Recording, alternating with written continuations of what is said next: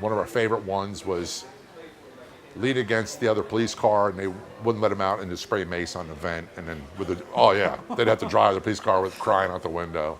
There's a lot of things we did to each other. We were ruthless to each other, but it was great fun. And when I retired, I missed that incredibly. I do not know you, but I am your brother. You do not know me, but I am your protector. I will run into a burning building to save your life. Though I do not know your name, I will take a bullet for you. Though we've never met, I believe in duty and sacrifice of self. Your family is my family. Is my family. Your life is my duty.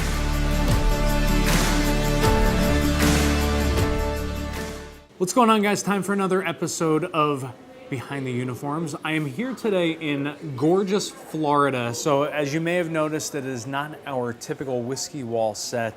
I've got some really inspirational gentlemen that we're going to be dropping their stories. So instead of me introducing you, I'd love it if you would just tell these guys who you are and give some background. My name's John J. Wiley. I'm a retired Baltimore police sergeant. My career went from 1980 to February 1992. I was retired due to permanent line of duty injury at a ripe old age of 33. And then from there, eventually migrated into radio. And I'm a radio music DJ and also work with Robert Greenberg and Law Enforcement Today doing talk radio show. How'd that happen? We have been seeing each other on Facebook, and I've been really active in wanting to help police, especially retirees, who might have been forced out of the job due to injury and then kind of floundering and trying to find their way.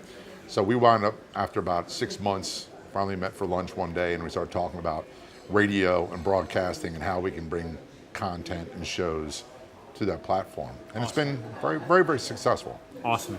So sticking in line with the show here, I ask everybody to share a couple stories. One, an enjoyable, humorous, funny, inspirational story, and a second being a difficult story.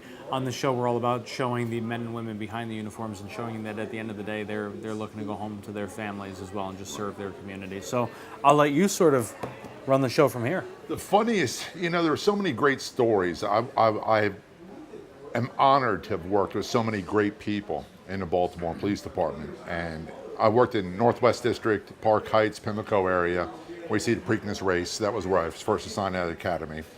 And a collection of great people that lived there. It was a real blue-collar neighborhood, high crime, but lots of great folks. And the men and women I worked with were phenomenal.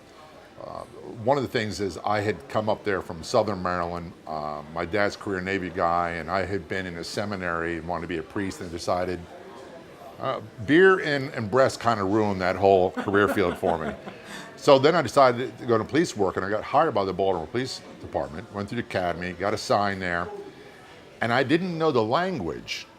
Baltimore has a very distinct language and slang, and I remember people saying things like going to a call and saying, what's the nature of the problem? First thing you say, you knock on the door and say, who is it? Say, the police. They go, who?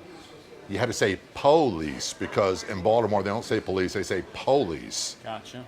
Or polices, so I'm not making it up. And the person said, my son is acting up, blah, blah, blah, blah, and he's selling wolf tickets. And I'm like a 21-year-old kid, and go, what the heck are wolf tickets? I don't know what that is, like concert? No, he's being disrespectful. So there's a lot of terminology I didn't know, and I'm trying to act like I know. Don't have any stains on my uniform yet. There's no food or jelly stains, all clean cut and razor sharp creases, and have absolutely no idea what's going on. None. And it was, people invited you into their house for dinner. Literally, when you worked a post up there, they'd have a cookout, they say, come on in. Wow. And even when you had to arrest people, it wasn't necessarily always a hostile environment. A lot of times you talk to them later on, they knew your name because you were there every day. That's a far cry from Baltimore of today. And I don't know what happened. I don't know when that changed. To make a very long story short, when you got a post, mine was 635 post, my sergeant said, you need to know everybody on this post. You need to know who the bad guys are. You need to know who the good people are. If I pull up and I point to someone and you don't know who they are or where they live, you haven't done your job. You need to be known in this community. And you'd walk around where you didn't have some free time, you'd talk to people. You didn't have a lot of free time. So that was one of the funny experiences. Playing pranks with each other was another one. One of our favorite ones was lead against the other police car, and they wouldn't let him out, and just spray mace on the vent, and then they'd have to drive the police car with crying out the window.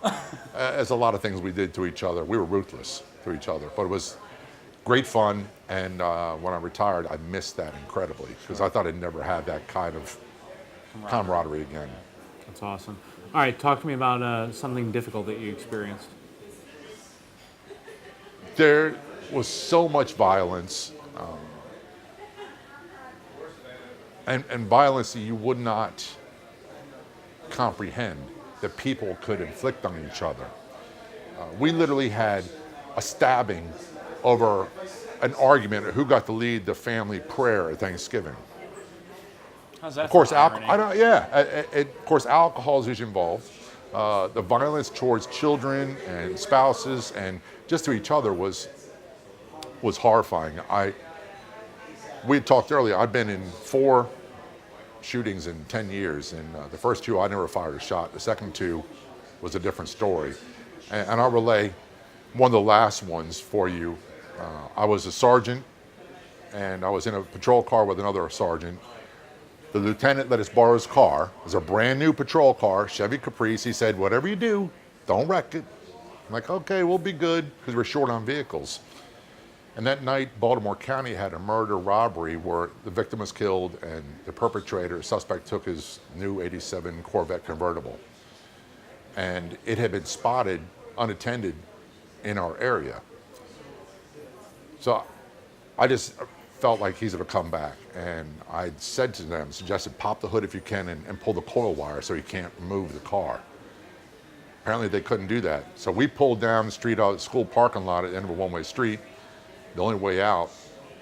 And all of a sudden we hear chatter on the radio and just a tremendous commotion. I pulled the Caprice out and all around the corner comes this Corvette, spinning wheels, and it looks like a scene out of a Stephen King movie, hitting parked cars, and you could hear gunshots in the background. But what's weird, Kyle, is that you ever been like in your room in your home, and next room over the television's on, and you hear it.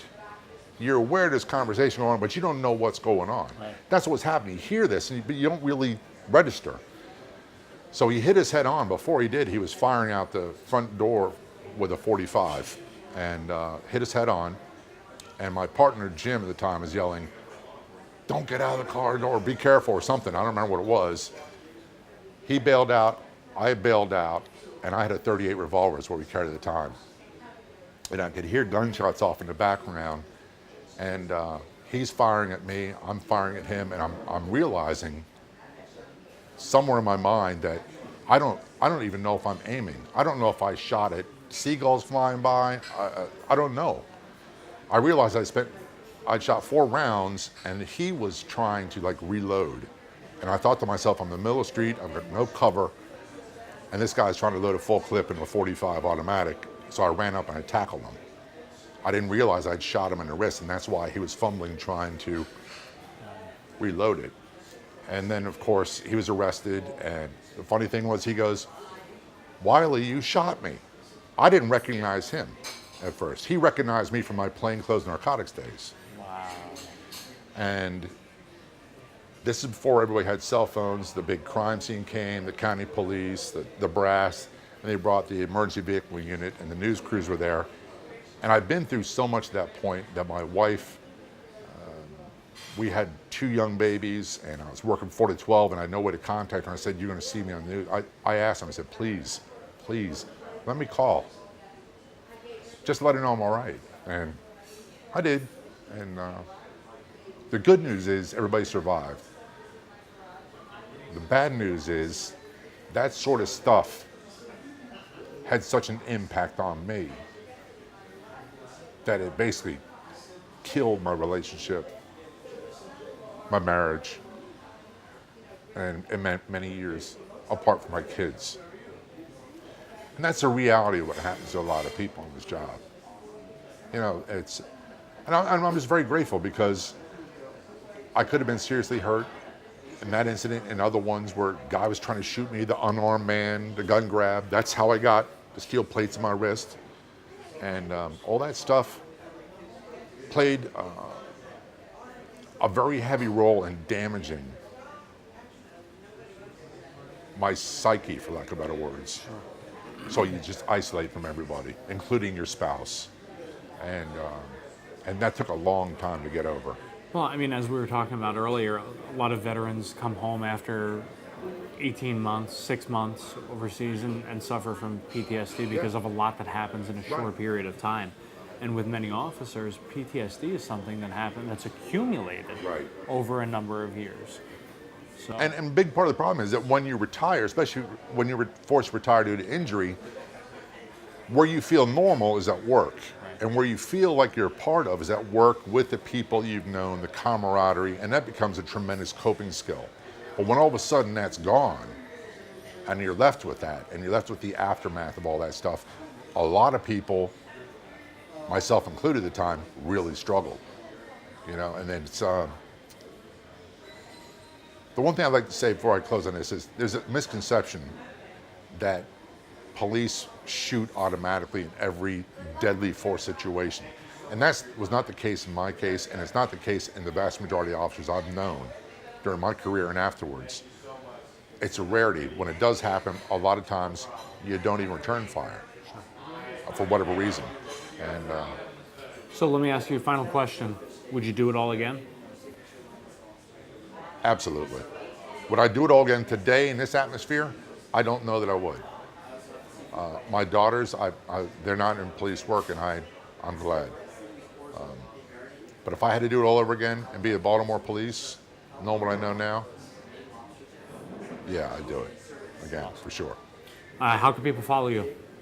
Check us out, Law Enforcement Today, and on our Facebook page, Law Enforcement Today. Like us there. And of course, we have the radio show podcast on our app. And if you ever think that we can do something to help you, your community, your organization, or just another police that might be having a rough time, firefighters, EMTs, and veterans as well. A lot of people, I know they're veterans, have struggled becoming a civilian again. Absolutely. Awesome. Thanks for Kyle. coming on the My show. pleasure. See you soon. Guys, hope you all keep following. Hope you all keep sharing these stories behind the uniforms. We'll see you next time.